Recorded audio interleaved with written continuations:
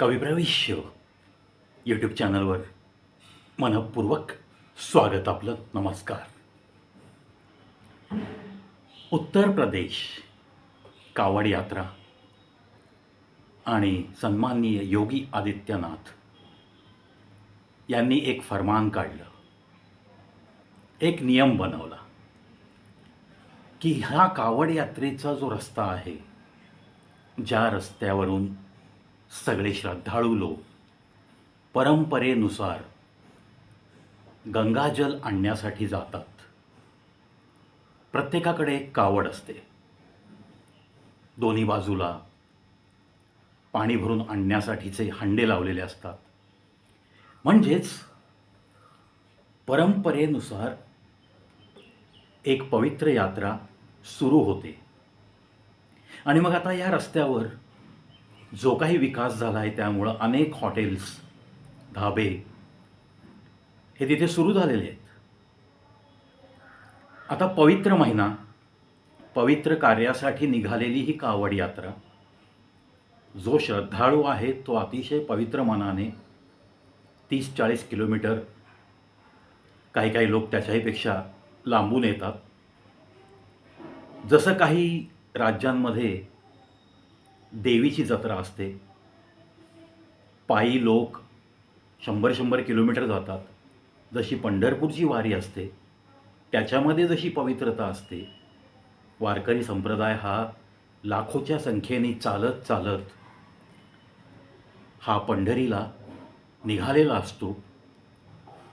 त्यावेळी त्यांच्या प्रवासात सुद्धा सगळं पावित्र्य राखण्याचा आटोकाट प्रयत्न केलाच जातो. अगदी त्याच पद्धतीने हा उत्तर प्रदेशचा ह्या परंपरेनुसार ही कावड यात्रा सुरू झाली. आणि योगी आदित्यनाथजींच्या एक लक्षात गोष्ट आली की अशा या पवित्र प्रसंगी, पवित्र दिवसांमध्ये आपली जी सात्विकता आहे, या कावड यात्रींची, हिंदू धर्मीयांची, त्या सात्विकतेला कुठेही कलंक लागता कामा नये. ही सात्विकता, ते पावित्र्य कधीही भंग पावलं जाऊ नये म्हणून त्यांनी एक आदेश काढला की जितकी म्हणून हॉटेल्स आहेत त्यांनी हॉटेल चालकाचं आणि काही कर्मचाऱ्यांची यादी ही हॉटेलच्या बाहेर प्रसारित करणं गरजेचं आहे, बंधनकारक केलं. आता हे सगळं का घडतं ह्याच्यामागं खूप मोठा इतिहास आहे. तुम्ही सुद्धा आता सोशल मीडियावरती अनेक व्हिडिओ बघितले असतील. लाडू बांधण्यासाठी जे सारण तयार केलं जातं, रव्याचे असो, बेसनाचे असो, त्या सारणामध्ये सुद्धा जर आता हिंदूंना हे प्रसाद म्हणून लाडू वाटायचेत हे माहीत असून सुद्धा तो भ्रष्ट करण्यासाठी जर त्याच्यामध्ये आपल्या शरीरातले उत्सर्जित होणारे पदार्थ जर टाकले गेले, इतक्या नीचपणाने ते जर भ्रष्ट होत असतील आणि असे व्हिडिओ पुराव्यासाठी बाहेर पडलेले आहेत, पूर्ण समाजामध्ये ते व्हिडिओ फिरत आहेत, आणि हे समजल्यावर सुद्धा मग आपण गाफील राहणं शक्य आहे का? आणि म्हणून पहल केली आहे योगी आदित्यनाथजी, सन्माननीय मुख्यमंत्री उत्तर प्रदेश. करोडो सॅल्यूट करतो मी या व्यक्तीला, कारण ह्याला म्हणतात खरी अस्मिता, ह्याला म्हणतात खरं हिंदुत्व जगणं, ह्याला म्हणतात खरा राष्ट्राभिमान, ह्याला म्हणतात खरं आपल्या देशावरचं असलेलं प्रेम दर्शवण्याची ही पहिलं पाऊल. एक राज्य करू शकतं, मी तर म्हणतो प्रत्येक राज्यात हा नियम झालाच पाहिजे. काय झालंय, खूप लिबरल वातावरण सिक्युलरिझम या एका शब्दाखातर आपण दिलेलं आहे. आणि आता वेळ आली आहे, 2 तुकडे तर ऑलरेडी झालेत, आता अजून किती तुकडे या देशाचे करणार? कशा कशा पद्धतीने तुमचा देश मातीत मिळवण्यासाठी परकीय शक्तींना हाताशी धरून प्रयत्न चालू आहेत, हे सामान्य माणसांना अजूनही समजेना. आपण कुणाला मत देतोय, आपण कोणत्या व्यक्तीला पुढे पुढे नेतोय कोणत्या व्यक्तीच्या नावाचा आपण गवगवा करतोय, त्या राजकारण्यानी आजपर्यंतच्या त्याच्या 30, 35, 50, 60 पहा एकेकाचा कालावधी, एवढ्या वर्षामध्ये त्याने खरंच कोणाकोणाला खिरापत वाटली आहे? अल्पसंख्याक आयोग कोणी स्थापन केला? राजीव गांधी फाउंडेशन कोणी स्थापन केलं? तिथे मग चायनामधनं कसा काय पैसा येत होता? आज इलेक्शनला चायना विपक्षाला कसा मदत करत होता? कोण तो सोरेस नामक व्यक्ती, एक व्यक्ती पूर्ण भारताचं राजकारण घुसळून टाकू शकतो? ही आझादी परकीयांना कोण देत आहे? आपल्याच देशातले लोक देत आहेत, जे विकले जातात. माफक गोष्टींसाठी समाज विकला चाललेला आहे.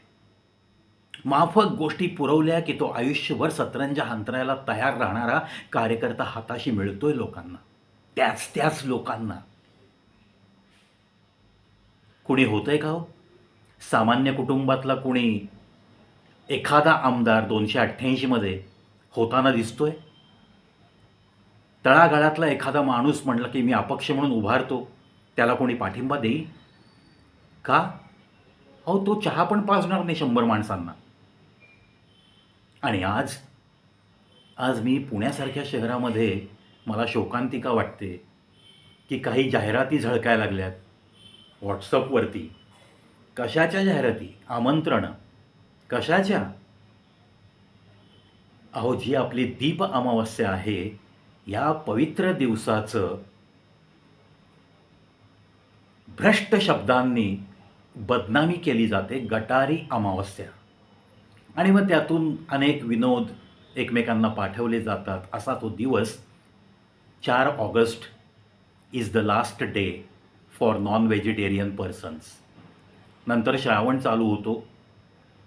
आता आजकाल तेही तारतम्य कोणाला राहिलेलं नाही आहे. श्रावण पाळला पाहिजे, याच्यामागची सायंटिफिक कारणं काय आहेत, याच्या खोलात पण कोणी जायला तयार नाही आहे. असो, तो भाग समाजहिताचाच भाग आहे. ज्याला जमेल तसं ते पाळावं. त्यामध्ये पण मी काय दखलंदाजी करून काही त्यात होणार नाही हे मला माहिती आहे. प्रश्न हा आहे, अशा जाहिराती झळकत आहेत व्हॉट्सअपवर की एक सरपंच जवळपास त्याच्या गावाच्या आजूबाजूची 12 ते 15 गावांना, कार्यकर्त्यांना आमंत्रित करतोय. त्याला आखाड पार्टी असं त्याचं नामकरण केलं आहे. म्हणजे आषाढाचा शेवटचा दिवस जो असतो नॉनव्हेज खाण्याचा, त्या दिवसापर्यंत अशा गोष्टी केल्या जातात. असंही काही समाजात दिसतं की जावई आणि मुलीला घरी बोलवून नॉनव्हेज खाऊ घातलं जातं. काय आता परंपरा आहेत, त्याच्या विरुद्ध जास्त बोलणं गरजेचं नाही आहे. प्रश्न हा आहे की अशा या गोष्टी ज्या बोकाळल्यात समाजात, त्याच्यामुळं मूळ गोष्टींकडं लोकांचं दुर्लक्ष होत गेलं आणि ठराविक समाज सोकावलेला आहे. हिंदू धर्मियांच्या नावाने हॉटेल धाबे चालू करायचे आणि भ्रष्ट केलेलं अन्न 95% 90% इतर धर्मीय लोक आहेत त्यांना खाऊ घालायचं. आणि मग गजवा ए हिंद आम्ही करणारच, आम्ही हे करूनच दाखवतो वगैरे वगैरे असे फतवे पण काढायचे. आणि समाज झोपलेला आहे.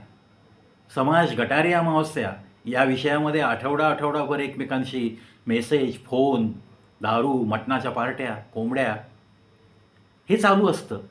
पण या बारीक लक्ष देण्यासाठी उत्तर प्रदेशचे मुख्यमंत्री पुढे सरसावले आणि मला असं वाटतं की त्यांनी पहिलं पाऊल उचललं आहे. त्याच्या मागोमाग सर्व राज्यांनी अशाच पद्धतीने राष्ट्रप्रेम दाखवण्याची नितांत आवश्यकता आहे. योगी आदित्यनाथ यांना त्याच्यामध्ये यश मिळो न मिळो, यश मिळणार आहे, मिळालेलं आहे. तो जारी होईल नियम. जर तुम्ही काही चूक करत नसाल तर तुम्हाला ती नावं बाहेर लिहिण्याशी का बरं धोका वाटतो? का बरं भीती वाटते? का लाज वाटते? का धंदा कमी होईल अशी भीती वाटते? ही जर भीती असेल तर नक्की तुम्ही काहीतरी करताय, केलेलं आहे. कर नाही त्याला डर कशाला, ही जी म्हण आहे. जर एखाद्या डॉक्टरला त्याचं छोटीशी डिस्पेन्सरी जरी काढायची असेल तर नियमावली आहे. त्याचं सर्टिफिकेट त्या डिस्पेन्सरीमध्ये लावणं गरजेचं आहे. PCPNDT ॲक्ट खाली त्याच्या कन्सल्टन्सीमध्ये, त्याच्या डिस्पेन्सरीमध्ये नियमावली पाळली जाते ह्याचं सुद्धा एक प्रमाणपत्र लावणं गरजेचं आहे. बाहेर मोठा त्याचा डिग्री असलेला, त्याचं नाव पूर्ण असलेला बोर्ड लावणं गरजेचं आहे. चार्टर्ड अकाउंटंट लोकांना गरजेचं आहे, वकिलांना गरजेचं आहे. मग तुम्हाला का दुःख व्हावं?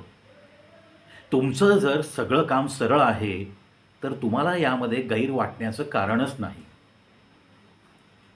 हा नियम जर सगळ्या राज्यांमध्ये लागू केला आणि जी ती 25 करोड जनता एकी दाखवते तशीच एकी जर राहिलेल्या हिंदूंनी दाखवली, आज एक एक शहरामध्ये एक एक ठिकाणी पॅरलल मार्केट्स उभारली चाललीत त्यांची, आणि हिंदूंच्या दुकानातनं खरेदी करण्यास मज्जाव करण्यासारखे फतवे गुप्तरित्या काढले जातात.